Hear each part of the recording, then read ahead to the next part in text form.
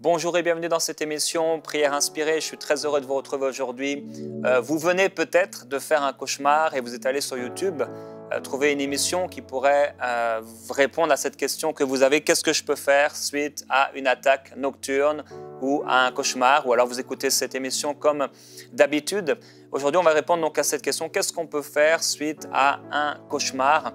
Et je suis vraiment encouragé de voir que beaucoup de gens sont fortifiés par les différentes émissions Prière inspirée.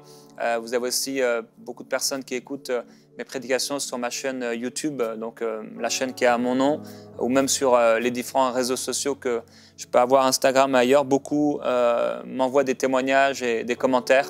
Et c'est pour moi un encouragement de savoir que Dieu est à l'œuvre à travers le ministère qu'il m'a confié.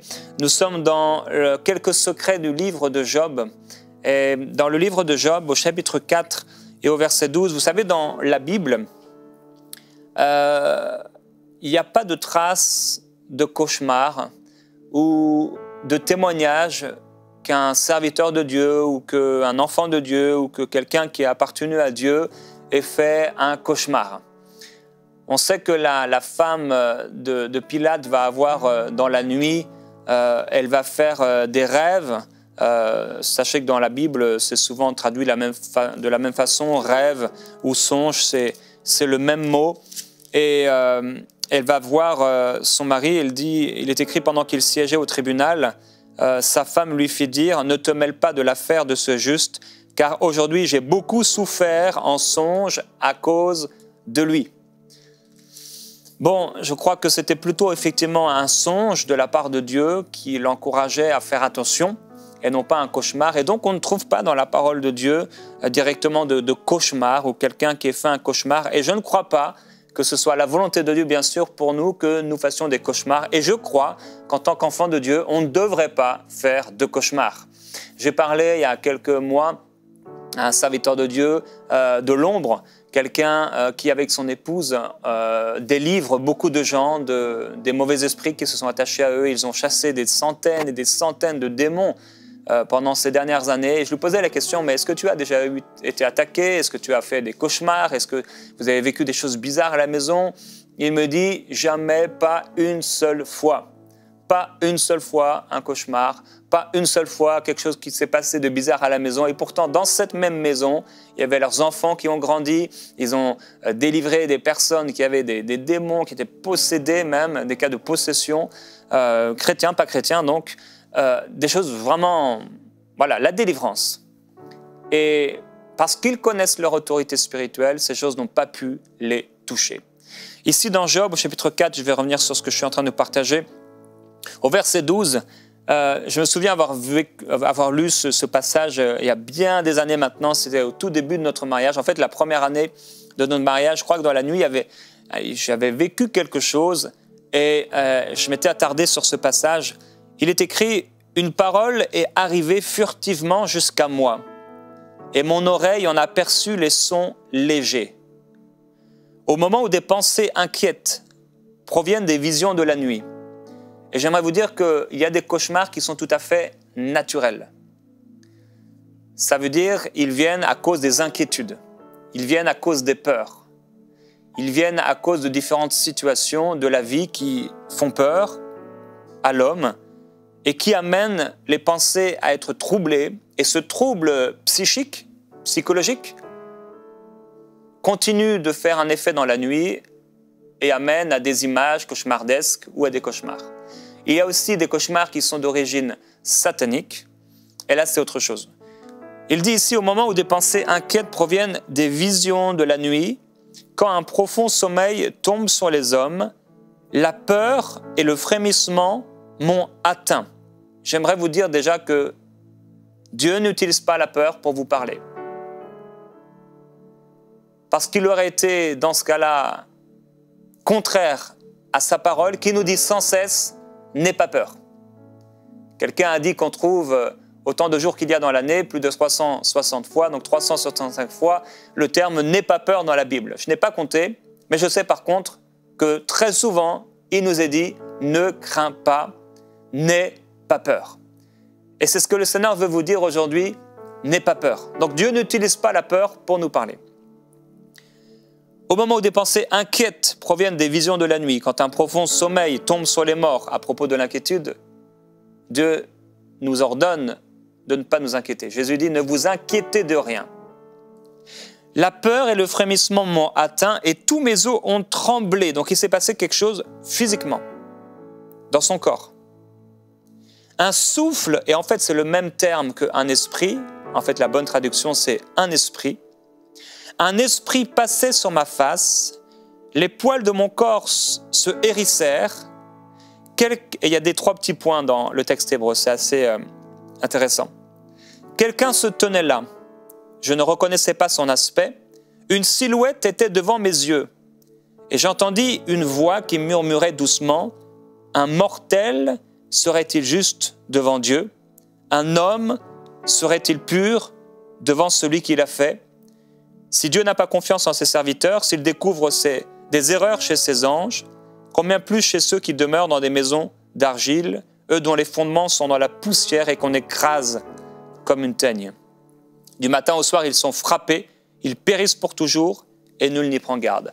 Je crois personnellement que cette voix n'était pas celle ni de Dieu, ni du Seigneur Jésus, Christophanie, ni d'un ange, mais d'un esprit mauvais, qui est venu passer sur le corps de cet homme et qui a amené la peur, qui a amené certaines choses, même physiquement, il a ressenti des choses, et il a été comme englouti par la peur, et les paroles qui lui ont été données, c'est comme celles d'un esprit mauvais qui rappelle que oui, Dieu a découvert des erreurs chez des anges qui sont devenus des démons, des anges déchus, et qui rappelle la faute de ces anges, comme voulant tirer cette personne avec lui dans les ténèbres, en rappelant, en appelant et en déclarant sur la vie de cet homme qu'on écrase un homme comme une teigne, qu'il est frappé, qu'il périt, que personne n'y prend garde. Quand on lit le texte, on comprend que ce n'est pas la façon de parler de Dieu. Alors qu'est-ce qu'on doit faire suite à une attaque nocturne? Qu'est-ce qu'un cauchemar? Un cauchemar, c'est une vidéo qui nous est projetée dans nos pensées la nuit pendant qu'on dort, parfois assez précise, parfois non. Certains songes peuvent s'apparenter à des cauchemars, mais ne le sont pas. Mais dans le cas du cauchemar, ça me rappelle quand j'étais plus jeune, quand j'étais adolescent, je lisais un livre qui s'appelait, c'était la série « Le livre dont vous êtes le héros ». Et dans ce livre, on lisait l'histoire et en fait, on arrivait à un moment dans l'histoire et on pouvait choisir, soit par exemple d'aller à droite ou d'aller à gauche. Et si on allait à droite, on pouvait passer à la page 17 ou je ne sais quelle page. Et en fait, on était le héros de ce livre parce qu'on choisissait nous-mêmes là où ça allait nous amener. Donc, il y avait des fins qui étaient différentes. Un cauchemar, c'est on vous amène à être acteur alors que vous ne l'avez pas voulu. C'est un peu comme un rêve, sauf que le rêve ou même le songe, c'est toujours positif, même si c'est le Seigneur qui nous corrige. Le cauchemar a comme but d'amener la peur, d'amener le doute, d'amener vraiment un effroi, une épouvante dans la vie de celui qui va le faire. Il y a différentes causes pour les cauchemars. J'ai parlé de l'inquiétude, j'ai parlé de la peur, mais il y a aussi des disputes qui peuvent arriver, et on se couche sur la dispute et ça peut amener certaines personnes à vivre ces choses, la culpabilité, le doute ou toutes sortes de choses. Maintenant, Dieu ne passe pas par des cauchemars pour nous parler. La Bible déclare dans 1 Jean chapitre 4 et au verset 1, 1 Jean chapitre 4 verset 1, Bien-aimés, et c'est toujours ce passage-là que je vais prendre quand quelqu'un me pose la question, mais voilà, j'ai fait des cauchemars, qu'est-ce que je peux faire, etc. Bien-aimés, ne vous fiez pas, ou encore dans d'autres traductions, n'ajoutez pas votre foi à tout esprit, mais éprouvez les esprits pour savoir s'ils viennent de Dieu. Parce qu'il y a plusieurs faux prophètes qui sont venus dans le monde. Reconnaissez à ceci l'Esprit de Dieu. Tout esprit qui confesse Jésus-Christ venu en chair est de Dieu, et tout esprit qui ne confesse pas Jésus n'est pas de Dieu, c'est celui de l'Antichrist. Quand on fait un cauchemar, qu'est-ce qu'on doit faire? La première chose, ne vous fiez pas à tout esprit, n'ajoutez pas votre foi à cet esprit qui vous a parlé ou à cette image qui vous a été montrée, mais éprouvez ces esprits ou cet esprit. Et ici, on a l'image dans Job de cet esprit qui vient, et c'est comme un souffle, c'est un esprit qui passe, et ça amène la peur, ça amène l'angoisse. Est-ce que cet esprit vient de Dieu? Bien-aimés, ne vous fiez pas, n'ajoutez pas votre foi à tout esprit, mais éprouvez les esprits pour savoir s'ils viennent de Dieu, parce qu'il y a plusieurs faux prophètes, et j'aimerais dire, il y a plusieurs faux ou mauvais esprits. Esprit de mensonge.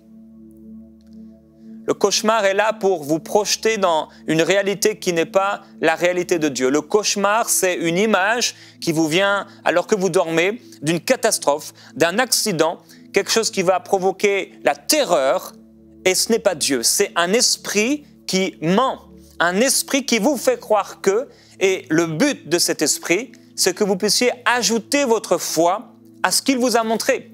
Comme dans le livre où je choisissais moi-même si je voulais aller par la porte de droite, par la porte de gauche, et j'y allais selon mon choix, eh bien là, on vous projette, pas dans un livre, mais maintenant, comme, entre guillemets, dans une vidéo. Ça a l'air tellement réel. Certains, vous êtes réveillés là, et vous avez regardé, vous avez choisi cette émission, et vous êtes encore en sueur, vous êtes encore le cœur qui palpite, et vous respirez encore fort, vous êtes encore tenaillé par la peur, mais ça va partir dans le nom du Seigneur Jésus-Christ. Alors la première chose à faire, c'est éprouver cet esprit. Est-ce qu'il est de Dieu ou est-ce qu'il n'est pas de Dieu? Si ça provoque la peur, si ça provoque la terreur, il n'est pas de Dieu. Si vous appartenez au Seigneur et que ça provoque la peur et la terreur, ça ne vient pas de Dieu. C'est vrai qu'il y a certains songes, ou même un ange qui peut nous visiter, ou Jésus même, et au début, ça peut faire peur, mais pas à la fin. Et c'est pas ça le but, et c'est pas ça ce que ça va créer. Alors, éprouvez cet esprit. Premièrement, un cauchemar, ce n'est pas le Saint-Esprit. Deuxièmement, n'ajoutez pas votre foi à cet esprit. Ok, il vous a montré quelque chose. Vous vous êtes vu dans un accident. Et je ne parle pas ici de songe, mais d'un cauchemar. N'ajoutez pas votre foi. Ça a été l'erreur de Ève. Elle a ajouté sa foi à la parole de Satan, qui s'est déguisé. Jésus n'a pas fait cette erreur dans le désert. Il n'a pas ajouté sa foi à la parole de Satan. Mais il a répondu par la parole. Alors, c'est certainement la troisième chose que vous pourrez faire après avoir discerné quel était cet esprit. Deuxièmement, n'ajoutez pas votre foi. Et donc, troisièmement, répondre par la parole. Et vous pouvez répondre par la parole, pas dans la peur, et même si peut-être au début vous avez peur, vous êtes encore avec ce sentiment de peur, vous commencez à proclamer la parole de Dieu. Et j'aimerais déclarer avec vous, et vous pouvez aussi déclarer avec moi ces paroles, parce que la parole de Dieu est puissante. Vous pouvez le dire à haute voix, là où vous êtes dans votre lit peut-être. Si tu te couches, tu seras sans crainte. Et quand tu seras couché, ton sommeil sera doux. Je me couche et je m'endors en paix, car toi seul, ô Éternel, tu me donnes la sécurité dans ma demeure. Je ne craindrai ni les terreurs de la nuit, ni la flèche qui vole de jour. Alors on peut aller directement à ce psaume, le psaume 91, et le déclarer ensemble, et on va le personnifier. Moi qui habite sous l'abri du Très-Haut, vous pouvez le répéter après moi. Moi qui habite sous l'abri du Très-Haut, je repose à l'ombre du Tout-Puissant. Je dis à l'Éternel, je sais que quelqu'un maintenant, tu as même peur de parler la parole, parce que tu te dis, si je parle la parole, qu'est-ce qui va se passer? Proclame la parole avec foi. Je dis à l'Éternel, mon refuge et ma forteresse, mon Dieu en qui je me confie, car c'est toi, ô Dieu, qui me délivre du filet de l'oiseleur, de la peste et de ses ravages. Tu me couvres de tes plumes, je me réfugie sous tes ailes. ta vérité, ta parole est un bouclier et une cuirasse. Je ne crains pas la terreur de la nuit. Je ne crains pas cette attaque nocturne. Je ne crains pas ce cauchemar au nom de Jésus. Ni la flèche qui vole de jour, ni la peste qui marche dans l'obscurité, ni la contagion qui frappe en plein midi. Que 1000 tombent à mon côté, que 10 000 ou 1000 tombent à ma droite. Rien ne m'atteindra. Je regarde seulement de mes yeux et je vois la rétribution des méchants comme il est déclaré dans la parole. Tu crois en Dieu, tu fais bien, mais les démons croient aussi et ils tremblent. Et je déclare que ces démons tremblent et qu'ils quittent ma vie au nom de Jésus-Christ. Rien ne m'atteint. Je regarde seulement de mes yeux et je vois la rétribution des méchants, car tu es mon refuge, ô Éternel. Je fais du Très-Haut ma retraite. Aucun malheur ne m'arrivera. Aucun malheur ne m'arrivera. Aucun malheur ne m'arrivera. Aucun malheur n'arrivera à ma famille. Aucun fléau n'approchera de ma maison. Aucun fléau n'approchera de ma maison. Car tu donneras pour moi des ordres à tes anges, ô Dieu, pour me garder dans toutes mes voies. Ils me porteront sur les mains, de peur que même mon pied ne heurte contre une pierre. Je marcherai sur le lion et sur la vipère. Je foulerai le lionceau et le dragon. Puisque je me suis attaché à toi, ô Dieu, tu me feras échapper. Tu me protégeras, puisque je connais ton nom. Je t'invoquerai et tu me répondras. Tu seras toi-même, et tu l'es en ce moment, avec moi, dans la détresse. Tu me délivreras et je te glorifierai. Tu me rassasieras de longs jours et tu me feras contempler ton salut. Alléluia. Vous pouvez déclarer la parole de Dieu là où vous êtes. Discernez quel est l'esprit. Ne pas ajouter votre foi, ça veut dire n'y croyez pas. N'y croyez pas, cela n'arrivera pas. Cela n'arrivera pas. Aucun malheur ne t'arrivera. Maintenant, on a le choix de Ève ou le choix de Jésus. Qu'est-ce qu'on va faire? On se retrouve comme dans ce livre que je lisais quand j'étais petit. Il y avait une mauvaise fin, il y avait une bonne fin. Qu'est-ce que tu vas choisir? La Bible dit, j'ai mis devant toi la vie et la mort. Choisis la vie afin que tu vives. Le choix de Ève l'a amené à la destruction, mais le choix de Jésus l'a amené à être revêtu, à la bénédiction. On a le choix, qu'est-ce qu'on va faire? La parole de Satan, le cauchemar qui nous a dit, qui nous a montré dans une certaine situation? Ou le choix de Dieu, la parole de Dieu? Dieu dit, aucun malheur ne t'arrivera. Je fais le choix de Dieu. Ok, j'ai discerné, ce n'est pas un esprit, ce n'est pas le Saint-Esprit. Et ce n'est pas un ange qui vient de Dieu. C'est un ange déchu. Peut-être c'était naturel, et dans ce cas-là, je chasse simplement ce cauchemar. S'il s'agit d'un esprit mauvais, je le discerne, je n'y ajoute pas ma foi. J'y réponds par la parole de Dieu. Et frères et sœurs, vous avez fait cette expérience, plusieurs d'entre vous, même maintenant, la peur s'en est allée. N'ayez pas peur. 4e étape, vous pourriez la mettre en premier. N'ayez pas peur. N'ayez pas peur. N'ayez pas peur. Refusez la peur. Là où vous êtes, refusez la peur. Refusez d'avoir peur. Non, vous n'aurez pas peur. 5e, louez Dieu. Là où vous êtes, mon frère, ma sœur, commencez à louer le Seigneur. Vous êtes dans votre chambre peut-être en ce moment même. Louez le Seigneur. Louez le Seigneur. Louez le Seigneur. Alors que vous le glorifiez, alors que vous le louez, sa présence descend maintenant dans cette chambre. Elle était devenue comme un endroit ténébreux, comme un endroit marécageux, comme un endroit dangereux, mais elle devient l'habitation de Dieu. Vous êtes l'habitation de Dieu. Pour qui s'est-il pris? Il a osé défier le Seigneur, parce que ce n'est pas un serviteur de Dieu qui l'a défié, c'est Dieu lui-même. Quand le Goliath, quand le géant Goliath s'est approché, David lui a dit, c'est contre l'Éternel que tu as agi. C'est pourquoi au nom puissant de Jésus-Christ, j'ordonne à tout esprit maintenant qui a voulu vous faire peur, qui a voulu vous attaquer, dehors dans le nom de Jésus-Christ. Alléluia, nous proclamons la gloire du Seigneur, la gloire du ressuscité. Alléluia, oui, là où nous louons le Seigneur.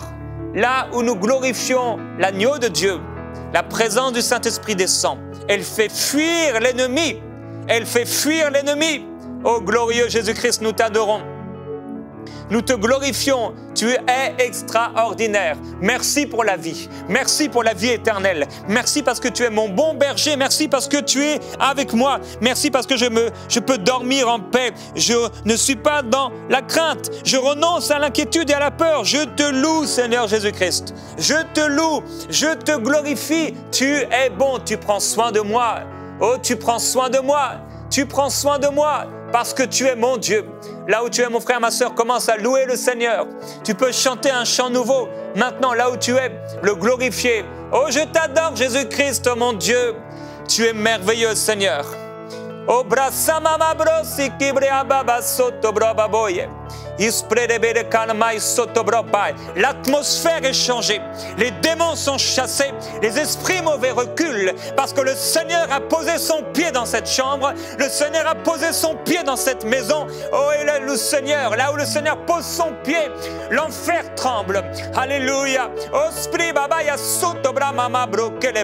Il est écrit dans la parole de Dieu. Et merci, Père, pour cette parole qui nous a été donnée. Petits enfants, je vous écris parce que vous avez vaincu le malin.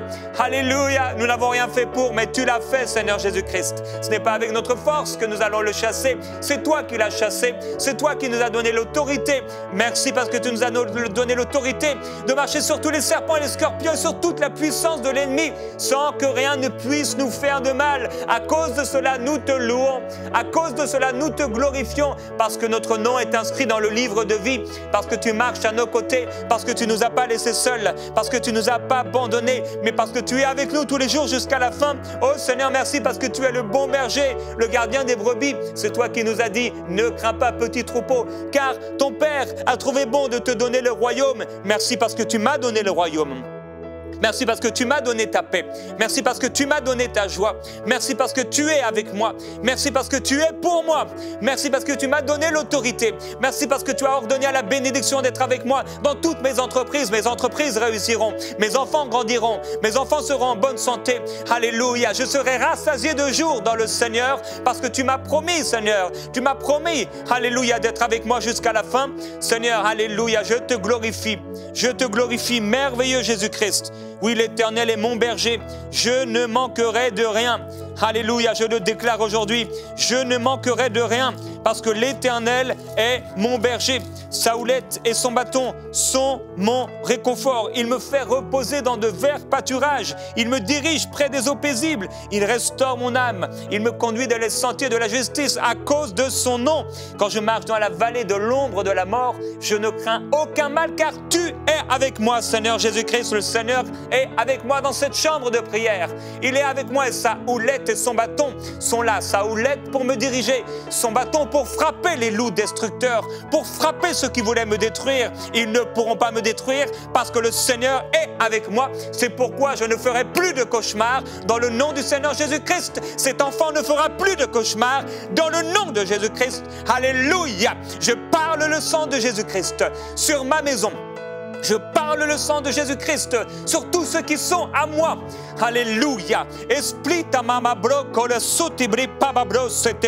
Tu dresses devant moi une table en face de mes adversaires qui ont voulu ma mort. Tu oins d'huile ma tête et ma coupe déborde. Oui, le bonheur et la grâce m'accompagneront tous les jours de ma vie. Et je reviendrai dans la maison de l'Éternel pour la durée des jours. Je suis la maison de l'Éternel. Voilà pourquoi la joie m'est destinée. Voilà pourquoi la paix m'est destinée. Je glorifie l'agneau de Dieu.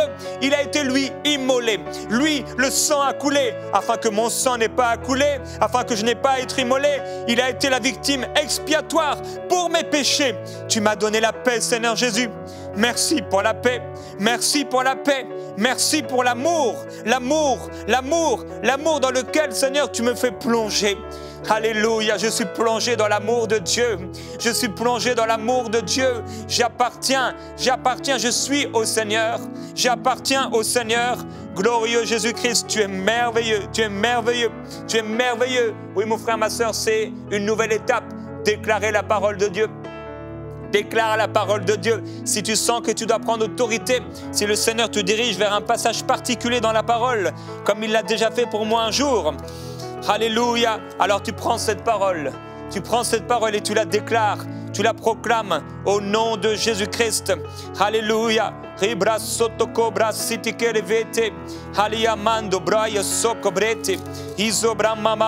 Osée chapitre 2, verset 8. C'est pourquoi voici, je ferme ton chemin avec des buissons, je le barre d'une barrière, elle ne trouvera plus ses sentiers. Elle poursuivra ses amants et ne les atteindra pas. Elle les cherchera et ne les trouvera pas. Puis elle dira, eh bien, je vais retourner vers mon premier mari ou vers mon premier logement, car alors j'étais plus heureuse que maintenant. Au nom de Jésus, toi esprit qui est venu contre cette personne, c'est pourquoi voici, je ferme ton chemin avec des buissons, je le barre d'une barrière, tu ne trouveras plus ses sentiers. Tu poursuivras tes amants, tu ne les atteindras pas. Alléluia, tu les chercheras et tu ne les trouveras pas au nom de Jésus-Christ. Toute arme forgée contre toi est nulle et sans effet. Toute arme forgée contre toi est nulle et sans effet. La parole de Dieu déclare dans Isaïe chapitre 54, « Tu seras affermi par la justice, mon frère, ma sœur, affermi par la justice. » C'est ce que dit la parole de Dieu, affermi par la justice. Et si l'on t'attaque, cela ne viendra pas de moi. Tu n'as rien à craindre et de ta terreur, elle n'approchera pas de toi. Si l'on t'attaque, cela ne viendra pas de moi. Quiconque t'attaquera tombera à cause de toi. Oui, j'ai créé le forgeron qui souffle sur un feu de charbon et qui fabrique un instrument de guerre parce que oui, Dieu a créé ces anges qui sont devenus des anges déchus. Il les a créés.